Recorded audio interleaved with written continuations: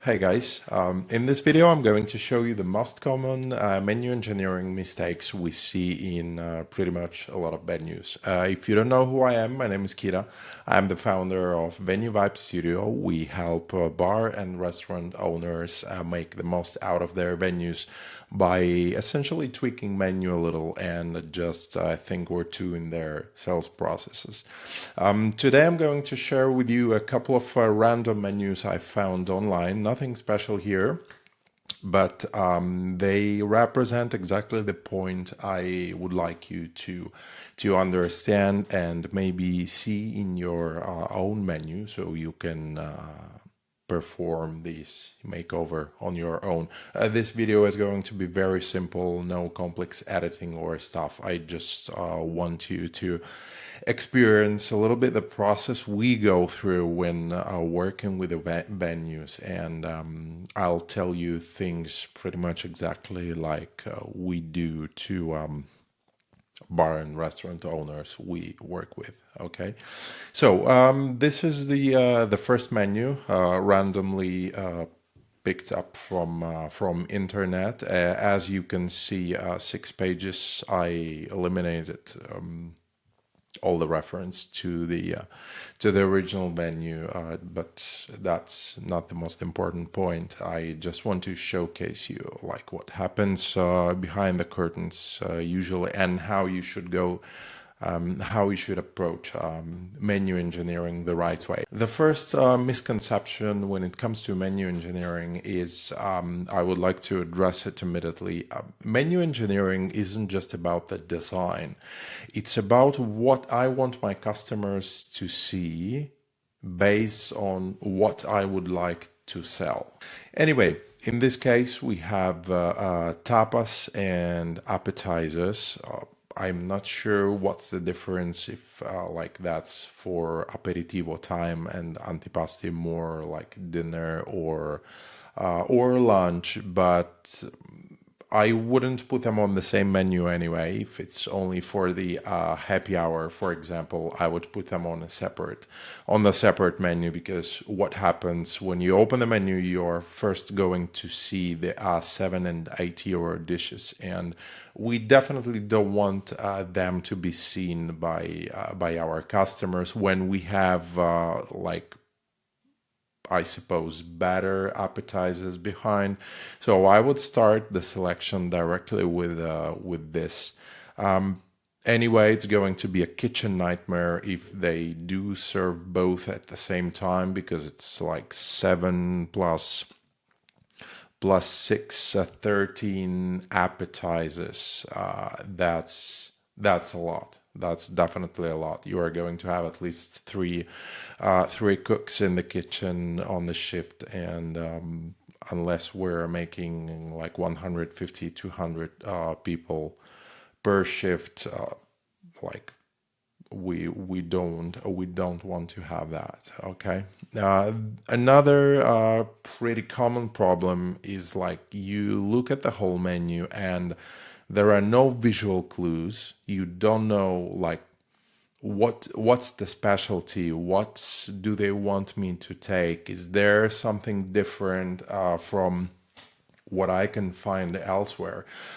What venue owners often don't get is that, if I, especially when it comes to some particular kitchen like Thai, Vietnamese, a customer doesn't really know what he's taking. So what happens is that if you don't want to put photos of your dishes on your menu, I kind of get that. We don't necessarily have to be showcasing every single dish, although I'm a huge fan of highlighting some of the premium offerings with the photos, professionally made photos there. But what happens if is when the customer sees this kind of menu and he doesn't know what he's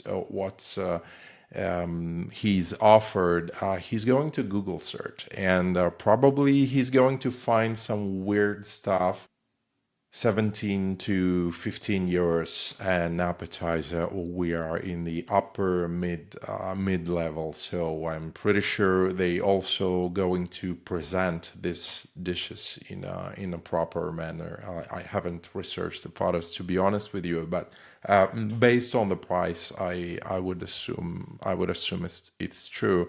And when people are going to search the beef tartare with crunchy potatoes, I'm pretty sure they're not going to find the same quality dishes, but just some generic photos. Essentially, by refusing to put photos on your menu, you allow your customers to make their own mind by looking for by Google searching the dishes, and more often than not, they're not going to be presented the same way as you would do. So, just put that freaking photos on the menu, and you are good to go. Trust me. The same for the pricing. Like we have three 17 euros items and three 15. I would give it a little more range. Maybe I would put the 17, one of the 17s up to 19 or 20, maybe with some nice photo there on the background, and use it as an anchor point, essentially. Yeah, that's what I would do. Like eliminate this part or put it on a separate menu when it comes to if that's for just the happy hour, and I would keep appetizers only. Okay. These are the first courses. The same story here. I don't get why they start with 16 euros dishes, which are the classics. And then afterwards, this is like another page dedicated to the first course. And then afterwards, they showcase like their specialty. We want to start with our specialities, and we don't want to showcase like the classics. They might be there, but ideally we want to have a separate menu only with our signature dishes, and the classics maybe on the complete menu through QR code, or like, I don't know, primarily QR code. But yeah, I would only make the signature dishes menu. I'll show you one I found on the Canva as a template, and it's beautiful. Okay. There's a little graphical mistake here, but essentially, yeah, I don't know what to take. I'm not sure what's your specialty. So I'm either ordering random stuff from your menu, or I'm asking your waiter to explain me what's your specialty and everything else. So you risk like this table with four people might be keeping a waiter blocked there for 5 to 10 minutes explaining the stuff you might have put on the menu, essentially, and they could have discovered it themselves. Okay. Yep. This is another example, a beautifully looking place.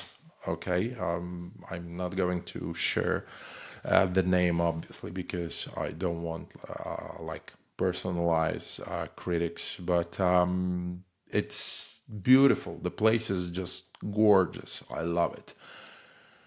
Again, you look at this menu, and I don't know what to order. There are a lot of beautiful dishes down there, like, but they're simply buried inside this long form menu. And I get it. You want your customers to choose, to give them the choice between three, four, or five items. But let's help them. Let's make the process easier. Help them to choose your specialties, which are priced accordingly. And we want the profit per dish to be right. I mean, we're not guiding our customers to our best to our best items per se, but best items are the highest priced usually, and ideally they also have the highest margins. So the customer is going to be happy because you are offering something beautiful that hopefully others don't offer. Your margins are higher, and the waiting time is definitely lower. We keep saying that the 80/20 rule is perfectly applicable on all the menus. If you dig a little bit deeper into your sales data, you will see that 80% of your revenue is given by 20% of items on your menu. And essentially, we would want to start expanding that 20% with premium, bigger, better versions, and eliminate the other 80%, or at least put them on the whole menu through QR code. But we want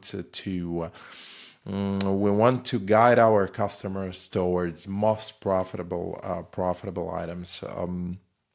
They're buried somewhere here. Okay, just a second. I've lost that. Oh no.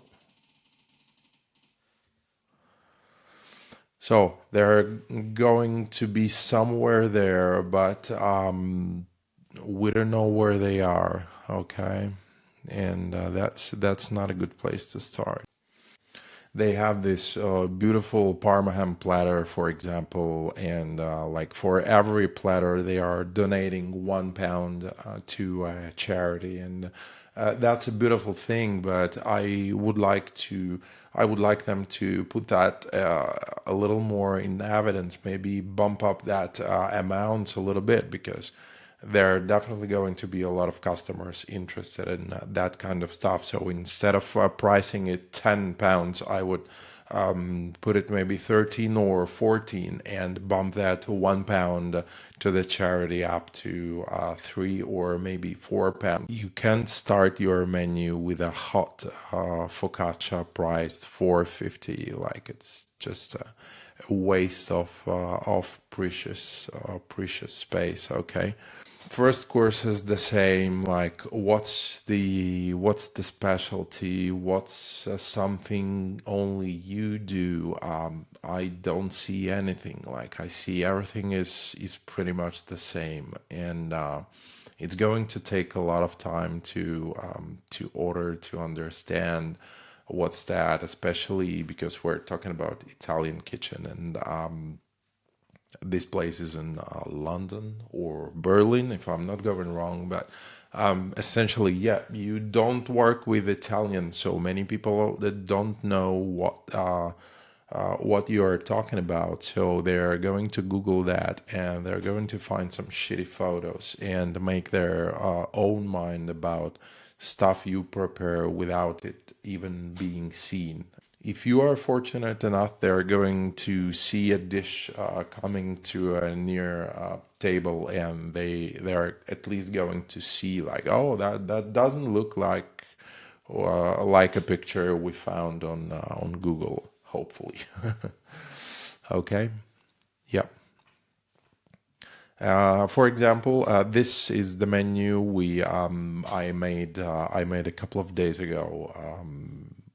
Nothing fancy here. We started with a Canva template. Again, the goal isn't to make the most beautiful menu out there. The goal is to make a menu that sells. And even without putting like professionally made photos out there, it's clear that we've used the Canva photos and graphics. But again, at the first sight, a customer can understand his eye is guided towards the options we want them to take. Okay, so the cheeseburger, the barbecue burger. This is not the refined version. We'll have to work on that a little bit more, but just to help you drive the concept home. And the Royal Bacon Tower. We're actually going to put it up here, and followed by everything else. Okay, and on the other page is pretty much the same. We want to push this because they're easy to prepare and have a great margin. So yeah, this is pretty much everything there is to know about menu engineering. Nothing fancy here, just a short, nice menu with a few items. Highlight a couple of those that are going to bring you the most margins and create something simple like this two-pager menu, like A4 format, back and forth. It's gonna take you 30 minutes, and you will guide your customers towards items you want them to buy. You will simplify operations a lot, and as well as the waiters' job at the tables, because with fewer items, it's going to be faster. The service is going to be faster. The kitchen is going to be easier to operate, and it's a kind of win. The last thing I want you to see, because I've actually forgotten about that. There was this menu here. I found like a Canva template, beautiful. I'm not sure it really exists. The Borcel luxury resort, but essentially this is their lunch menu. You have two appetizers, two first courses, two seconds, two desserts. That's it. That's the perfect menu. The service is fast. The attention is extremely high to every dish that goes to the table, and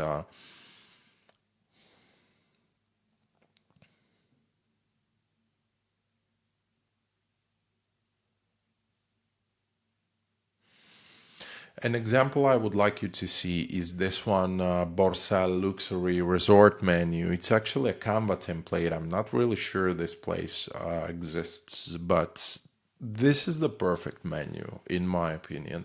Two appetizers, two first courses, two second courses, two desserts. That's it. Nothing more.